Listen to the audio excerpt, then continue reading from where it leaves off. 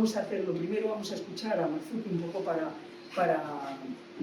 no sé, para iniciar este acto.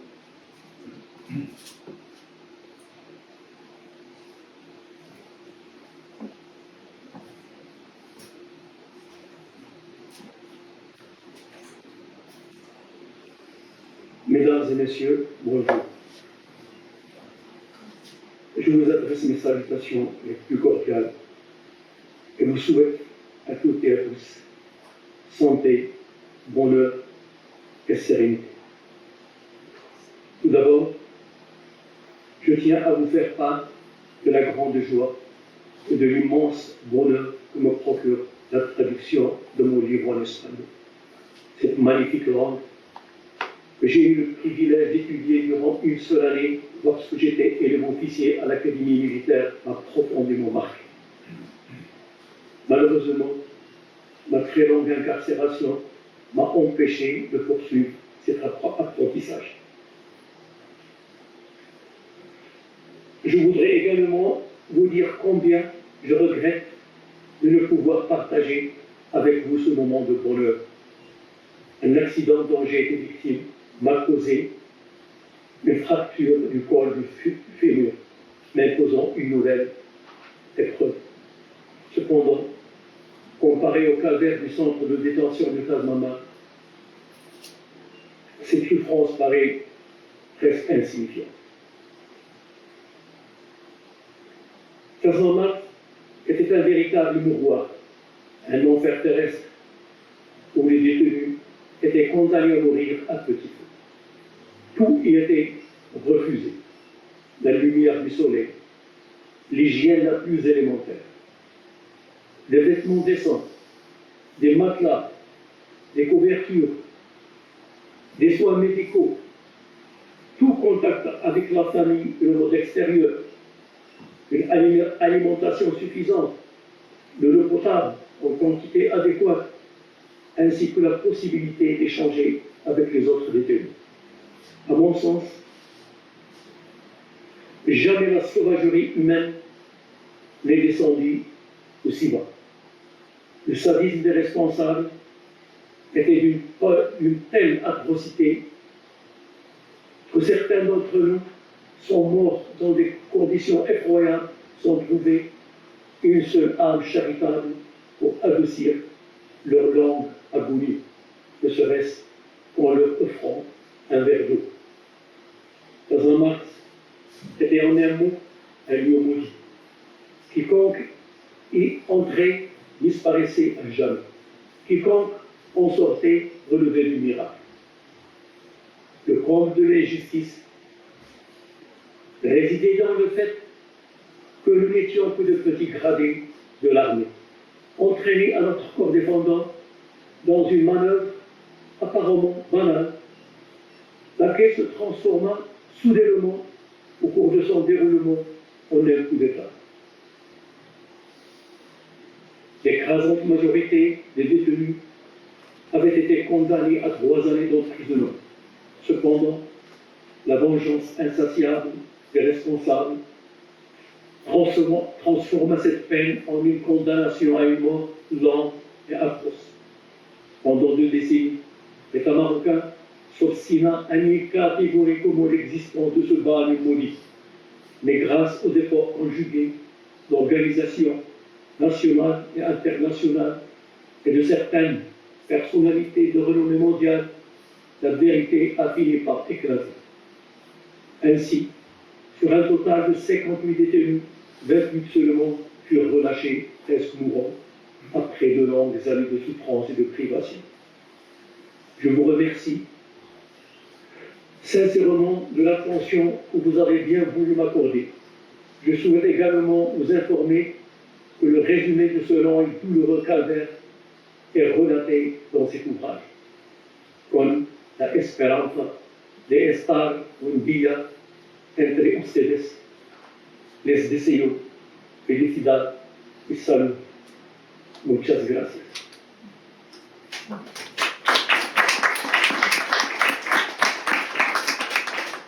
Bueno, yo creo que sí, un poco para aclarar simplemente, aparte de saludar, viene a relatar lo que está recogido en el libro, pero sobre todo es interesante cuando dice, me hubiera gustado hablar en castellano, porque él estudió un año de español, pero no pudo continuar ya nunca más porque fue detenido y encarcelado. Una cárcel inexistente, una cárcel clandestina, que no se conocía, nadie lo conocía. Quien entraba allí se suponía que era para no salir. Y de hecho, él cuenta de 58 entraron, 56 salen 28 con vida. Todos los demás murieron y los enterraron allí mismo. Y los enterraron allí mismo. Pero digo lo que él dice, y a continuación,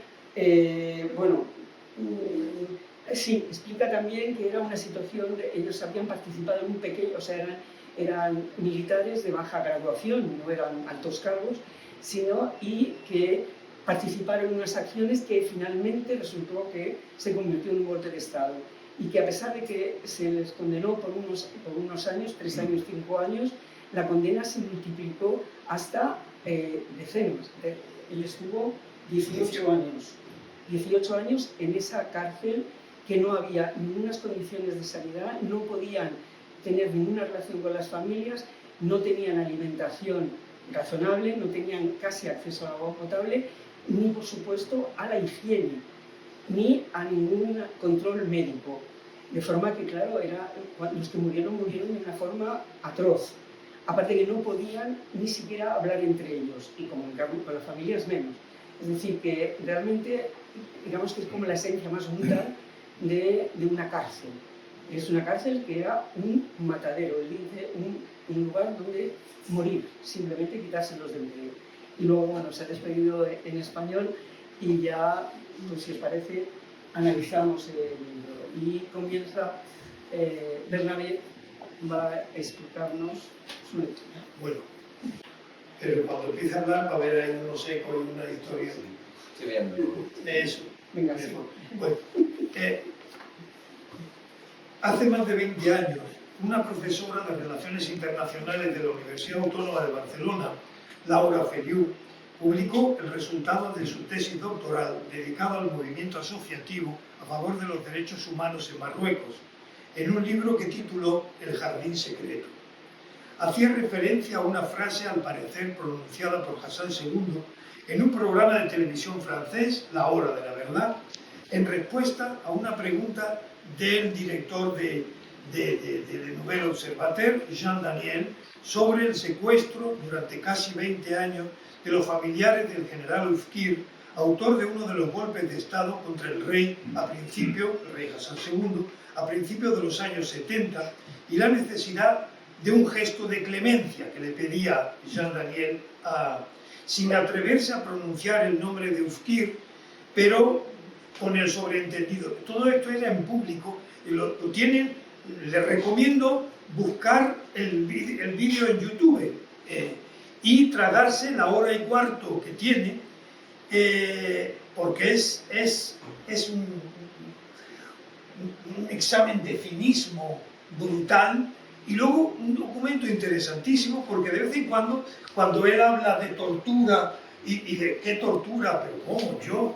Y la foto de su ministro del Interior sonriendo, y está ahí su hijo Mohamed, está su otro hijo, Moulay Rashid, está su primo, Moulay Hisham, al lado, y se van viendo, y está Michel Joubert, y toda una serie de grandes personalidades francesas que acudieron al evento retransmitido por televisión. Merece la pena verlo, hora y cuarto, escucharlo entero, y descubrir, lo que también he descubierto, que no dice exactamente la frase el jardín secreto, pero ahora continúo. Bueno, le pregunta por Oufkir y la familia. Lo que ocurre es que la familia Oufkir, que fue el ministro del Interior que urdió el segundo de los golpes de Estado, y tal vez el primero, no se sabe, nunca se supo ni se sabrá, pasó lo mismo que con Tasmamart, que fue que cuando este hombre, lo suicidaron en el Palacio Real el mismo día del atentado frustrado segundo contra Hassan II, se suicida con 3 balas por la espalda, según crónicas verídicas, Pocos días después o semanas, a su esposa, a sus 6 hijos, a la gobernanta que cuidaba al niño de 2 años y a una prima, los secuestran y durante también 18 o 20 años están en otra cárcel, perdidos, desconectados del mundo, en una venganza personal que ya no era porque habían participado como comparsas en un golpe, sino sencillamente por eso. Bueno, lo pongo en relación en ese sentido. Bueno, el general Oufkir, autor de uno de los golpes de Estado contra el rey, tal. La frase del rey, según la profesora Laura Feliu, fue: todo hombre tiene su jardín secreto. En realidad, lo que yo he oído y escuchado en la entrevista de YouTube, y dijo, fue: usted me toma por mi lado más débil, el del narcisismo. Todo hombre es narcisista. Qué mejor ilustración, dice Laura Feliu, qué mejor ilustración que esta inquietante frase tan cargada de significación para entender la concepción por el monarca del campo de los derechos humanos. Era su dominio privado. Fin de la cita. Tas Mamart forma parte de la misma historia de crueldad y de arbitrariedad.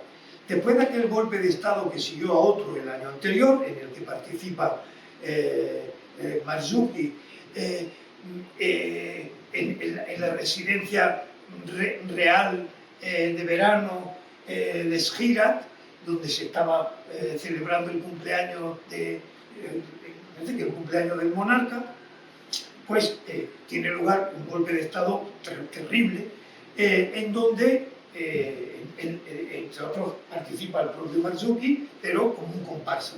Bien.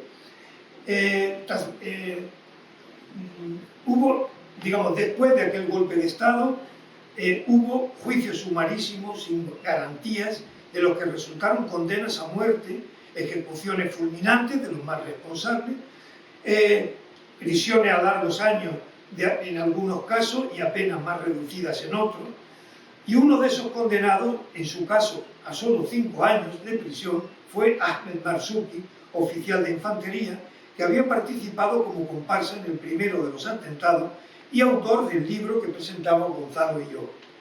Cuando llevaba 2 años cumplidos de su condena en la cárcel de Kenitra, fue secuestrado de madrugada junto con una 50 de compañeros de infortunio y transportado, maniatado, con los ojos vendados, en camionetas y avión, a la otra punta del país, en la zona casi desértica de Rashidiyah, a una prisión construida a defecto, sin las mínimas condiciones de habitabilidad, y encerrado en una estrecha celda sin poder ver el cielo y la luz del sol durante 18 años, como nos ha dicho el propio Marzuki, viviendo en condiciones inhumanas que describe minuciosamente en este libro, Tas Mamart, celda 10. Un secuestro prolongado en toda regla, del que nadie podía saber el paradero y el destino de aquel medio centenar de enclaustrados, la mitad de los cuales fue pereciendo poco a poco en el más absoluto abandono y enterrados en el patio de la prisión. El tema acabó saliendo a la luz muchos años después, gracias a filtraciones de algunos de los encerrados y a los sobornos de algunos de los 15 carceleros que durante 18 años, los mismos 15 carceleros durante 18 años, descargaron su inhumanidad y solo en algún caso, contado también por Marzuki, su piedad, sobre los martirizados. La existencia de la prisión fue denunciada en un extenso y documentado informe por Amnistía Internacional a los 16 años de encierro, gracias a la investigación y perseverancia de Christine Dor Serfati, la esposa de Abraham Serfati, y al libro del periodista Gilles Perrault, Nuestro amigo el rey, publicado en septiembre de 1990, provocando un escándalo atroz que sacudió a todo el país y al mundo en general.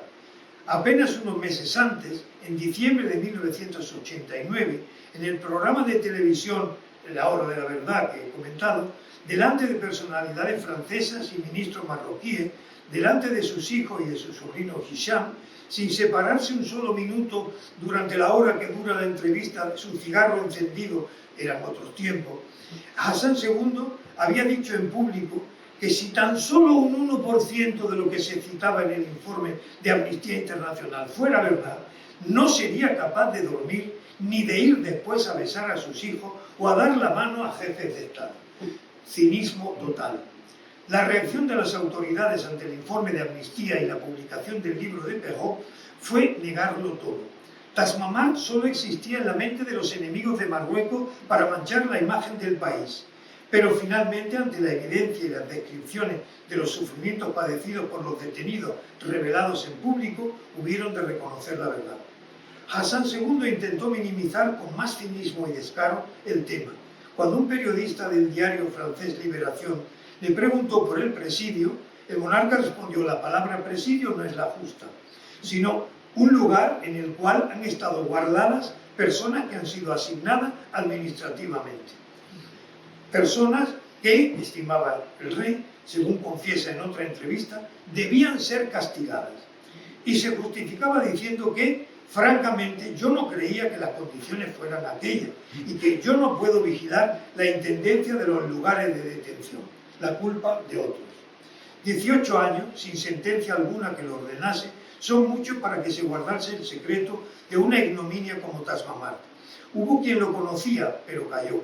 Incluso familiares de algunos de los encarcelados, por miedo a perder el tenue contacto que les posibilitaba recibir alguna nota desde el presidio para comprobar que seguían vivos. Pero hubo quizá complicidades más graves. El caso del teniente Barry Tuil, encerrado en la celda 15, condenado a 20 años de cárcel, condenado en el juicio, él sí fue condenado a 20 años. Es significativo. Es significativo porque lo libera un poquito antes de los 20 años y como le quedaban todavía, lo meten en otra prisión para que termine de cumplir los 20 años. Todo eso después de lo que os voy a contar.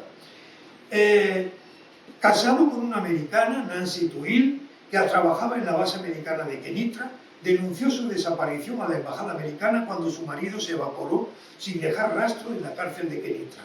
En 1984, cuando ya llevaba más de 10 años encerrado, ante la insistencia de la esposa para comprobar si seguía vivo, una misión de encuesta con médicos llegó a la prisión exclusivamente para tratar del caso del esposo de la americana. Y durante un mes se encargaron en reconstruir lo que era inhumano para poder presentarlo, como voy a contar a continuación. Tratar de reconstituir algo a un prisionero que apenas podía tenerse de pie. Un día, un helicóptero lo trasladó desde el infierno hasta Rabat. Marzuki cuenta así, en palabras del propio Tuil, lo que vivió. En un local fastuoso me desnudaron, me ordenaron ir y venir con los ojos vendados delante de una asistencia que me pareció tensa por la presencia de una personalidad muy importante. Solo se oían cuchicheos que delataban más miedo que respeto hacia ese desconocido. Tuve la impresión, son palabras del teniente Tuil, tuve la impresión de que me sacó fotos para hacerse una idea de lo que podía ser Tas Mamart. Tuil nunca nos contó, eso ya lo dice Marzuki, nunca nos contó su entrevista con el embajador de Estados Unidos en la Cancillería estadounidense de Rabat. Nos enteramos después de nuestra liberación. Marzuki añade: en efecto, tras 11 años de infierno, de repente se vislumbraba un pedacito de paraíso, aunque las autoridades marroquíes aún tardaron 7 años antes de sacar las conclusiones que condujeron a nuestra liberación.